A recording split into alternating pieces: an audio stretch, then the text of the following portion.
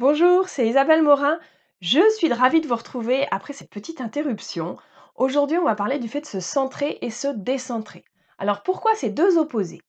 Bien souvent, on est hyper sollicité par tout ce qui se passe autour de nous, que ce soit les sollicitations directes par le téléphone, le mail, les textos, etc.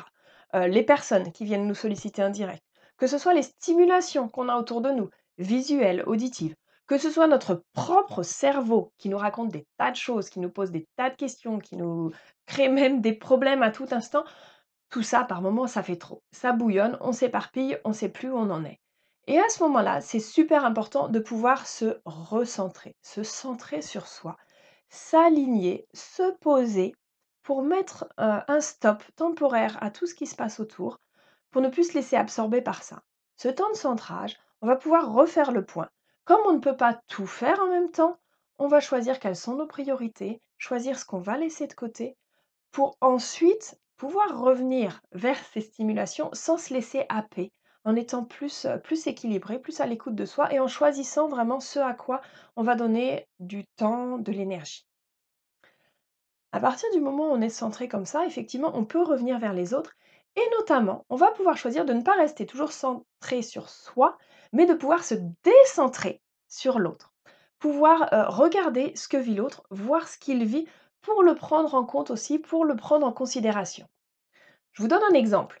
Mon collègue me dit oh là là, j'ai une charge de travail de fou, je m'en sors pas.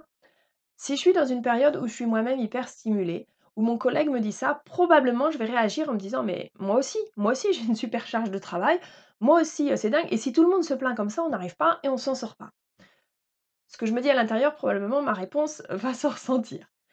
À l'inverse, si j'ai pu prendre un temps pour me centrer sur moi et que là, je choisis de me centrer sur lui, je vais pouvoir écouter vraiment ce qu'il vit, ce collègue-là. Est-ce qu'il a trop de tâches à faire? Est-ce que les compétences à mettre en œuvre dans ses missions sont trop difficiles pour lui et du coup il s'en sort pas? Est-ce que peut-être il a un problème personnel qui fait qu'en ce moment c'est compliqué de travailler et que du coup la charge explose?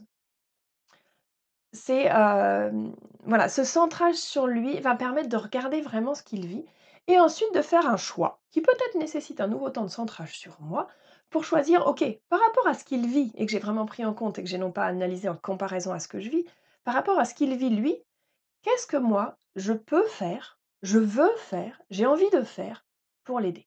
Et ensuite je vais pouvoir faire un choix conscient, quel qu'il soit, en étant, beaucoup plus centré, beaucoup plus équilibré et beaucoup plus juste pour tout le monde.